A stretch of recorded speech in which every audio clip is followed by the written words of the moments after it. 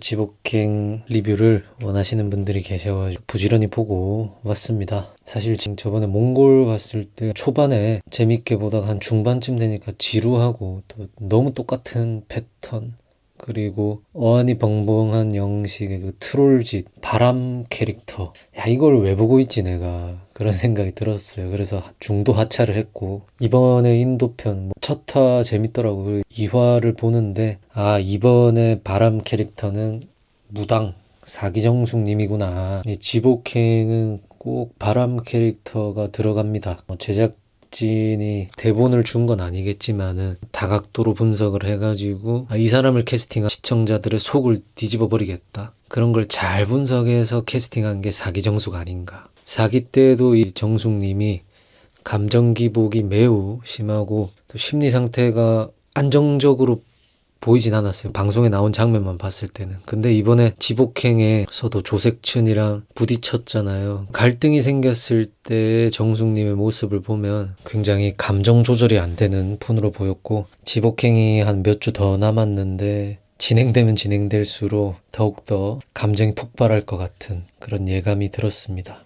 두 분이 말씀하시기로는 네가 내 덕분에 지복행을 가는 거다, 아니다 오빠가 내 덕분에 지복행을 가는 거다 라고 하는데, 객관적으로 봤을 때 두 분 다 서로에게 고마워해야 될 것 같아요. 조색춘 같은 경우에도 사기정수가 아니면 갈 사람이 없을 것 같거든요. 접점이 없잖아요. 물론 방송 외적으로는 분주하신 분이지만, 그리고 사기정숙님도 조색춘 말고는 갈 사람이 없기 때문에 딱 알맞다. 보니까 조색춘은 약간 사기정숙에 대한 감정이 크게 있진 않은 것 같아요. 이분은 방송 끝나고도 계속 이제 바쁘게 움직이면서 별 감정이 없어 보이는데, 사기정숙은 조색춘에게 은근히 이제 호감이 있어 보였어요. 그냥 겉으로는 뭐래, 싫다 하지만은 제3자가 보면 사기정숙은 내심 마음이 약간 있는 것 같더라. 여행이 시작이 되는데 사기정숙이 숙소로 가는 그 택시 안에서, 인도에서 비행기 기차 더 타기 싫다 이렇게 의견을 피려가더라고요. 그러다가 레스토랑에서 밥을 먹고 숙소로 돌아와서 두 분의 일정표를 서로 공유를 하는데, 일반적인 우리 같은 시청자들 입장에서 생각해 봤을 때는 아니 여행 가기 전에 여행 일정표를 공유를 하고 갈 곳을 가고 뺄 곳을 빼고 해야지 와가지고 뭐 하는 거냐 싶을 수 있는데, 지복행의 스타일인 것 같아요. 다른 출연자들도 보면 가볍게는 공유하더라도 결정적인 부분은 와서 결정을 하는 모습들을 많이 보여줬습니다. 아마도 제작진 입장에서는 미리 다 짜고 정해서 오면 분량이 안 나오잖아요. 갈등이 유발도 안 되기 때문에 조색춘이랑 사기정숙도 여기서 여행 일정을 조율하는 것 같았다. 근데 이제 조색춘이 사기정숙의 일정표를 보는데, 사기정숙이 시내에서만 있기를 원하고 조금 하면 휴식, 조금 하면 휴식, 조금 하면 휴식. 근데 휴식이 1시간에서 2시간이야. 그러니까 휴식한다는 말이 숙소 와서 휴식하는 것일 수도 있고 카페에서 또 휴식하는 것일 수도 있는데, 조색춘도 보다 보니까 인도를 왔는데 인도의 명소는 하나도 안 가고 간다는 건 이제 시내 중심에 가까운 사원 정도를 가니까 이게 좀 당황스러워하는 것 같더라고요. 그래서 조색춘이 본인 딴에는 유머러스하게 휴식, 휴식 이게 좀 아니지 않냐 그렇게 하니까, 사기정숙도 처음에는 웃음이 터져가지고 나는 휴식하는 스타일이 좋아, 나는 이런 스타일이야 이렇게 처음에 투닥투닥 거리긴 하던데 이때까지는 괜찮더라고요. 근데 이제 조색춘의 일정표가 나왔는데 겐지스 강도 가고 타지마할도 가고 또 수상도시도 가고, 근데 사기정숙이 딱 잘라서 비행기 타는 거냐고, 비행기 못 탄다. 기차? 기차도 별로. 더 이상의 이동 수단은 타기 싫다. 근데 이게 알고 보니까 조색춘한테 얘기는 안 했는데 인터뷰에서 그런 이동 수단을 타면은 순환살인가? 그게 얹어진다고 하는데, 사기정숙님 무속인이시고 그녀만의 세계관이 있겠죠. 일반적인 사람들이 봤을 때는 조금 납득이 안 가는 부분도 있다. 조색춘 입장에서는 좀 당황스러울 것 같긴 하더라고요. 그러니까 우리 세상에 사람들이 다 똑같을 필요는 없죠.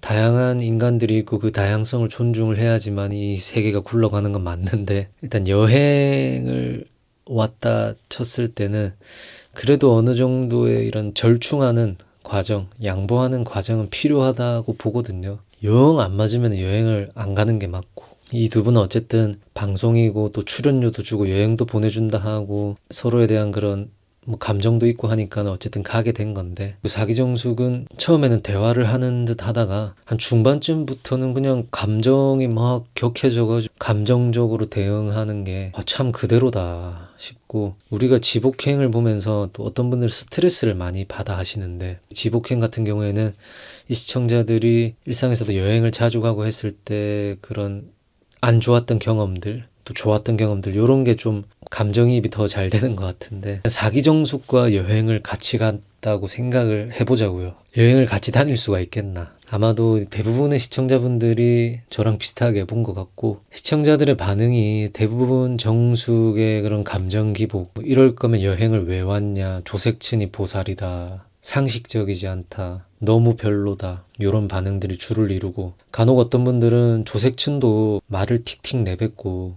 좀 져줄 수 있는데 일부러 그러네, 정숙이 문제긴 한데 조색춘도 지분이 있다, 뭐 요런 의견도 있긴 있더라고요. 근데 정숙이 잘못 없고 조색춘의 잘못이다 하는 댓글들은 못 본 것 같아요.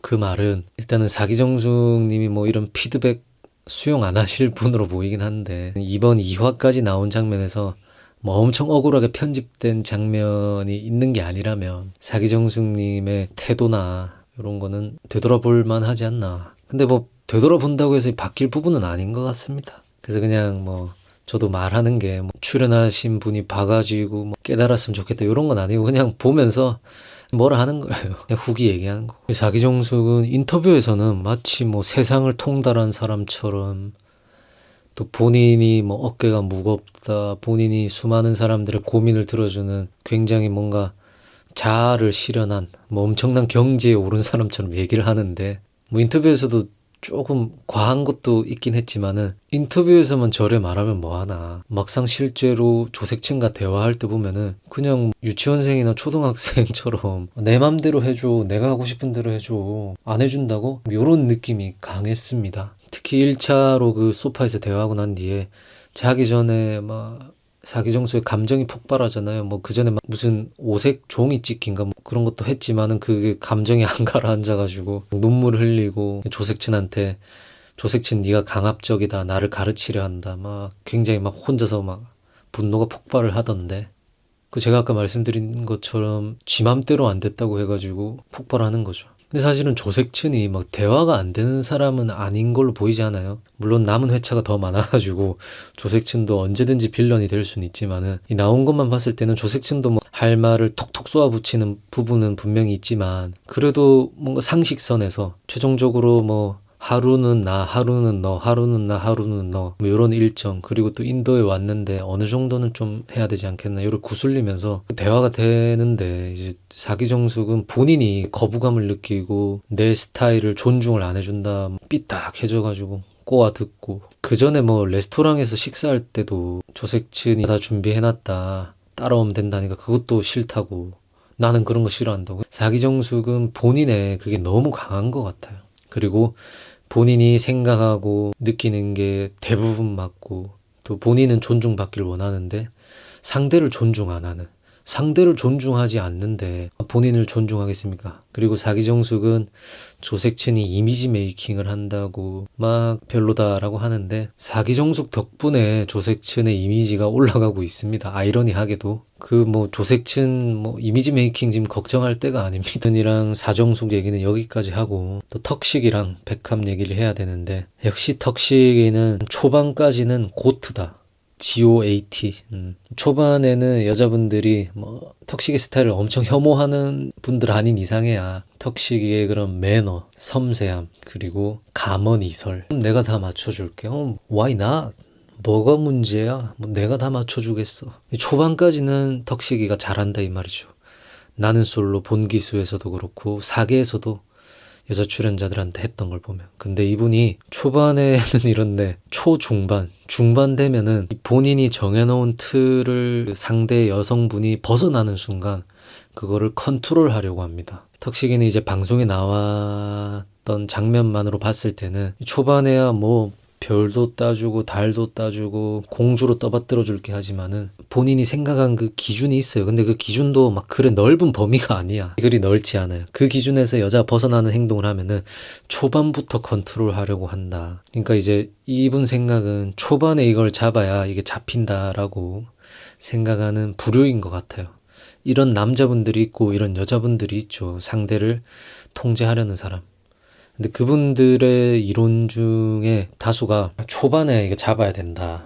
이런 사람들이 보통 가스라이팅을 잘 하죠. 요새 가스라이팅이라는 말이 대중화가 되고 상대가 이런 행동을 했을 때 이거 너 가스라이팅이야 이렇게 얘기하는 문화가 있지만은 문화라기보다는 그런 대응이라고 하죠. 그래서 십기형식도 방송 나올 때마다 가스라이팅 진짜 오진다 이런 말 많이 들었잖아요. 그 낯솔 유니버스 말고 그 결혼 말고 동거인가 거기서가 거의 정점이었는데 지복행에서도 초반에는 이제 백합에게 뭐 여행? 백합님이 피곤하면은 뭐 1시간 늦게 나가도 되고 그냥 숙소에서 쉬어도 돼 뭐 이래 하더만은 제작진이 예고를 흘리더라고요. 백합이 이제 뭐 좀 지친다 이런 식으로 하니까는 십기형식이 막 강행을 하고 또 본인만의 그런 틀로 잣대로 이제 백합 보고 너는 방송을 너무 의식한다 이렇게까지 말하더라고요. 그래서 역시 턱식이다. 늘 똑같은 패턴. 사람 잘 안 변해. 대명사가 되는 분들 아닌가. 나는 솔로에 단골 출연하시는 분들이 사람 진짜 잘 안 변한다. 요런 말을 할 때 좀 예시로 들기 좋은 그런 케이스들이 되는 것 같아요. 근데 아직까지는 뭐 조색친 사정수 거 보면은 막 아이고 고리야 이런 느낌인데 턱식이랑 백합 보면 그래도 좀 달달하긴 하네 이 정도로 볼 수는 있더라. 근데 이제 이 두 분도 좀 지나면은 삐걱거리는 장면들이 많이 나오겠구나 싶었습니다. 자, 그래서 오늘은 여기까지 제가 방송 보고 느낀 점 말씀드릴 수 있을 것 같아요. 여러분들은 또 어떻게 보셨고 또 재밌게 보셨는지 궁금합니다. 그리고 인도는 저도 갈 엄두를 내본 적이 없는데 이 방송으로 보니까 더더욱 일단 가보고 싶은 생각이 들진 않는 것 같아요. 물론 아직 뭐 명소 갔던 장면도 안 나오긴 해서 그렇지만 제가 봤을 때 이제 남 PD가 이 지복행을 통해서 노리는 것은 그 다른 나라의 관광청의 지원 뭐 그런 제작비 지원을 통해서 뭔가 또 수익을 내고 싶은 것 같은데 그렇기 때문에 MC들도 이 출연자들이 사실 인도에 대한 좀 거부감이 드는 발언들을 많이 했는데 그걸 다 카바를 치긴 하더라고요. 글쎄요. 근데 지복행 자체가 뭔가 지복행을 보면서 저 여행지 가고 싶다 이런 기분이 안 드는 그런 포맷이다 보니까 남 PD의 수익화 쉽지는 않아 보인다. 지복행도 시청률이 그리 좋지가 않아 가지고 오히려 나는 솔로보다 지복행이 제작비도 훨씬 많이 들 것 같고 뭐 그런 생각도 들더라고요. 어쨌든 이런 생각이 들었습니다. 그럼 오늘 영상 여기까지 하고 저는 수요일 나는 솔로 보고 또 리뷰로 돌아오도록 하겠습니다. 시청해주셔서 감사합니다.